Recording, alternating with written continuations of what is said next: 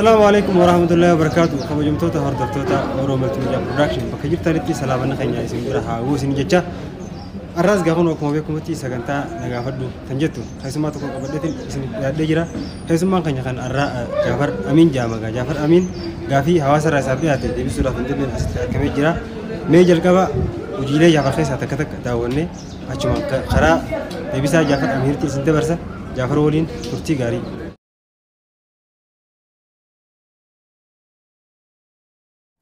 إذا ما لقيتنا خايفين ديم. Aha. Banki geessu deemtee jechuun bakka jettesan. Egaa baankii geessuu wayyagaa qusannaadhaafis akka ta'u as yoo ta'e maallaqni ni baddi. Ati isa qooyi fayyaan qabdu baankii haaraan baannoo magaalaa cufarrattuu namoota bakka bu'ummaa ramaddee jirti bar. Ati maal?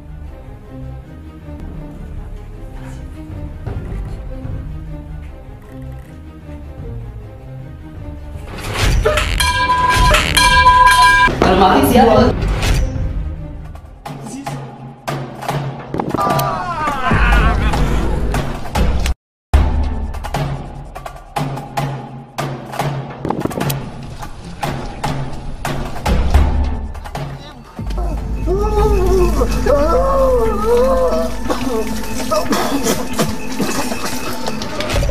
Bakka yoo kanuma taate yoo sheekan kanarraa uummanni akkuma kiyyaa kana kalaalu jiru taate qaceelte biitii haa hundi qaceela namuu qaceelerra qoxirii takkarraa godhachuu qaba lakkoomsa takkarra. Fuudha dhiiftee maaliif teessaa? Filmii maaliif adda murtee? Dubrummaa meeqa balleessitee? TV kam keessaa hojjettaa? Jaalallee ni qabdaa? Ashama harka fuune daawwattoota kabajamoo fi jaalatamoo kan daawwattan Oro Multimedia Production. Arra gaafii teessan gara FBTnis gara peejii Oro Multimedia Production maxxanfames achirra gaafattan deebisaa isinii godhuudhaaf dhufeetiin jira. Gaafiin teessan gara gaafii 16ti. Gaafii 16 wal duubaa wal duraan kan hin deebisuun ta'a. Meegaa nafaana turaa isiniin jechaa Hata tu gafin te santa kata kellenga ni akka tokko ati akkuma godhee numaan deebisa qaanfachaatillee toota kata akkasii jira. Hata tu mee gaafii takkaffaan akkaneeti. Jaafar nama akkamii of ibsiyatti. Jaafar namni akka inni ta'e egaa nama ija lama qabu, gurra lama qabu, afaan tokko qabu, harka lama qabu, miila lama qabu. Kanaan immoo ija waan gaarii arkuu hawwu, gurra waan gaarii dhaga'uu hawwu, harka waan gaarii dalaguu hawwu, miilaan bakka gaarii dhaquu hawwu. Jaafar nama akkanaati. Gara gaafii lammaffaa isin haa dabarsu. Gaafii lammaffaa akkana jetti. Jecha tokkoon ummaa tantee yookaan harmee tantee ibsidha. Harmee jechuun onnee jiruu tanaa, mi'eessituu jiruu tanaa, bareechituu jiruu tanaa, kannaa badhaasaa Rabbiiti. Akka waliigalaa giseen ibsu jecha tokkoon jannata duniyaa harmee yookaan ummaa akkanattiin ibsa. Gaafii sadaffaatti isin haa dabarsu. Gaafiin sadaffaan tun hedduu nama haa taatu numaan deebisa. Durummaa meeqa balleessitee jettee? Durummaa meeqa balleessitee jetti? Ani dilasii miti gara abbaa torbaa balleesseetiin jira. Torban sanis akkaan itti balleesse guyyuma muraasa keessatti halkanuma takkatti manama keessa balleesse. Kana isinii gala jeeti yaada. Haa taatu abbichi gaafii tana na gaafatelleen galatoomi maqalleessin tokkumaan jaan. Ayyee gara gaafii afuraffaa dabarsu. Namni ati akkaan jaalattu kan inni akkaan sibira jiraatu feetuu eenyu jetti. Gaafiin tunii fi gaafiin taan walitti dhiyaatti. Harmuma tiyyaa jechuudha. Ummaa tiyya haadha tiyya tan na deessee jechuudha. Kanarratti isiniif guutuudha. Gaafii shanaffaa isin haa dabarsu. Uumaa ilma namaa keessaa kan akkaan jaalattu kamii jetti. Uumaa ilma namaa keessaa akka waliigalaatti gisee walitti qabee isiniif deebisu Rasuulallah. Nabiyyi keenya nagaaf rahmanni Rabbii isarratti jiraatu isa.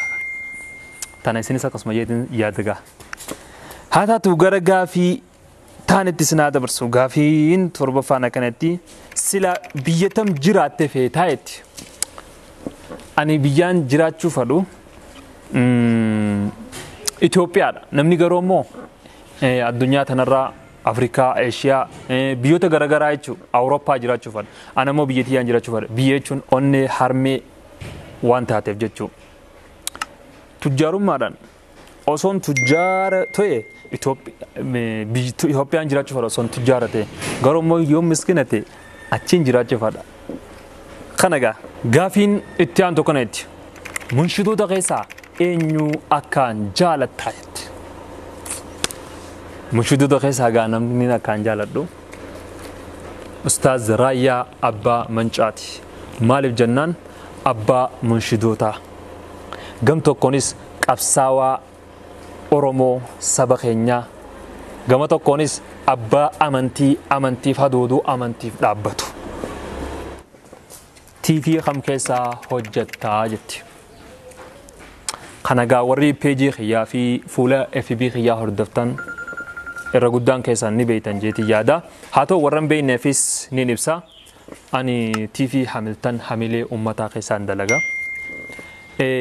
Amat tokkoofis TV Hamiltonii fi TV Hamiltonii hojii wal qabatee TV Islaamaatis amat tokkoofis hojjedheetiin jira. Eegasaa ammoo amat tokkicha san booda eegaan dhaabee garuma Hamilton TV keessaan jira jechuudha amma. Hojjetaa TV Hamilton. Kana egaa. Okay, gaafiin itti aan tokkoneetti. Barnoota aartii eessa barattee jetti. Barnoota aartii eessa baratte. Barnoota aartii gaa ani ijoollummaatti jaraa jalqabee haga ammaatu hedduun aartii tana jaaladha. Niin soso'a waan namni dalagu kana lallaalee dalagu hojii deebisuun fadha. Viidiyoo irratti TV irratti kana raggisee laalee hedduu dafeetiin itti deebisuu fadha. Tura gaa ani baay'inaan aartii tana keessa kan hin dabarsee waan isaatti yoo isin yeroon hin geessu jalqaba diraamaa gara 18 egaa jechuudha diraamaa nan hojjedhe. Diraamaa kanarraa jechuun fadhii aartii kana keessa dabarsuudhaan ilaa hanga ammaa as gahee jechuudha. Kana gaa aartiin waan uummata jabeessa. Aartii fayyadamuudhaan biyyoonni garaagaraa hawaasa keenya akkanaaf kana godhuu jiran nuti aartii islaamessine gama amantiitiin uummata keenya gama aartiitiin barsiisaa jirra jechuudha. Warra gara aartiitiin qoflee taphachee bohaaree barnoota barachuu barbaadu. Kanaan isin hin barnoonni aartii. Gaafiin itti aantu gaa hayyee fuudha dhiiftee maaliif teessaa jetti. Kana gaa waaniin taa'eef isinumaaf hin himaa. Ani ilaa hanga ammaa eegaan guddadhee gara aartiitii fi gara miidiyaatiinis gara hawaasa kiyya musliimaa isaaniif hojjechuu jalqabee waggaa muraasa lakkoofsee jira. Kana keessan gaa amantii tiyyaa fi lammii tiyyaaf uummata kiyyaaf hin hojjedhaatu irraan horsiisee amma immoo yeroo gabaabduu keessatti fuulatti achi deebi'eetiin jira. Yeroo gabaabduu ni agarta yoo rabbi jee haa ta'u kanaan isin hin gaafiin taanis kanaatu nu dhorkeerra. Hayyee gaafiin taana kanatti filmii maaliif adda murtee jetti. Filmii wanti adda murreef ni beeytan gaa haala biyyaatis haala amma keessa jirootis. Waan tokko hojjechuudhaaf yeroo lafaa kaatee waa hedduu si feesisa. Baay'eetti si feesisa, propoozaala si feesisa, waa hedduu lafa kaayyattee itti bubbuu si feesisa. Haa ta'u gaa nuti propoozaala garagaraa lafaa illee qabaannullee waan si sossoosaatu hin jirre. Xiqqoon amataa mataan yoo dalayde immoo ni dandeessaa jechuudha. Haala kanaan amataa mataan gurguddaa akkama pirojektii guddaa dhiyootan business biraan geenye kana amataa mataan illee inshaallah kan finnu ta'a jechuudha waan baay'ata guddaa barbaaduuf. Haa ta'u xixiqqaa immoo kan gabaabaa waan daqiiqa 30 immoo itti fufaatuma jira gara TV Hamiltonis gara sooshaaliinis maxxansaatuma jira jechuudha. Kana gaa wanti addaan nu mure kanaas isiniif gala jeetii yaada. Mudannoo si mudatte kan jiru tante keessatti hin irraanfanne tokko ibsi jetti. Kana gaa waanuma jiru keessaan isiniif hima. Filmuma shira hattuu kana keessa kan nu mudate jechuudha. hedduu mudannoo garaagaraa keessa jira. Kana keessaa tokko yoon isinii hime guyyaa xumura isaa Dirree Dhawaa baay'ee takkaaf gibbii takka gallee meeshaas gaggalfannee waraabbii isaatiif achi ture. Haa ta'u eega baay'ee takkaaf achi teenye booda waraabbii achi xumurannee gara magaalaa Hararii fi Awwadaa dalaguudhaaf ol gallee turre. Eega mana gallee waraabbii kana fuudhee koompitaratti irraa dabarse booda waraabbii nuti waraabnerraa parsantii 25% diileet taate. Kana keessa maaltu si dhaga'ama yeroo kanatti? Laffaatee baay'ata baastee waraqaa hunda buufattee meeshaa gaggalchitee taatota gara nama 27 irra hirmaate. 27 irraa gara nama 18 kanaa Dirree Dhawaa gabbu'ee ture. Isaan kana hundi lafaanii jireenya isaanii kan bultii qabu jira, kan maatii qabu jira. Kun hundichi galee waan san waraabee ol gale. Hanganarraa parsantiin 25 diileet taate. Akkasitti hedduu takka nu dhagahamee ture. Haa taatu akka goone gad deebinee haga san waraabnee cufnee ture. Mudannoon inni raanfanne takka tanaa jechuudha. Okay, gaafiin tun xiqqishoo haa gaafii ajaa'ibaati gaa takka reefu sanii gaafii bohaarsituudha jettee yaada. Maal jaa deebisu taname? Tana maal jaa deebisu? Jaalallee ni qabdaa hiyyatti. Haa gaataatu gaafitee sanii gaa waan isin gaafattan deebisuun dirqama kiyya. Maal jetteen si deebisame? Atoo gaa ilmi dhiiraa tokko dardarummaa isaa guutee ballafee gara silaa dhiiraaf dhalaa dabaree gara bultillee jaaruudhaaf kaayyoo qabu firendii ni dhabaa jee yaadu akkasitaan maratteen isin guutaa. Hayyee xumura irratti duruustii fi jecha tokkoon ibsiyetti. Duruustiifiin tiifii Oromoo, tiifii Islaamaa, tiifii ummata Oromootii fi ummata Islaamaatiif hojjetu. Ijoo haa ta'u malee ummata biraa saba garaagaraa kan afaan Oromoo beekuufillee kan hojjetu. Afaan Oromoo irratti hin gabaabbatu. Hojjettoota daawwattoota keenya Jaafar deebisaa isaaf dhiyaate haala kanaan deebisee jira. Torbaan itti aanu eenyu qabadhee isin yaadu komentii jalatti nu barreessaa. Oromoo Multiimiidiyaadhaaf yoo kan haaraa taatan taate ammatan sabiskiraayib godhuudhaan maatii Oromoo Multiimiidiyaa taasisan jenna.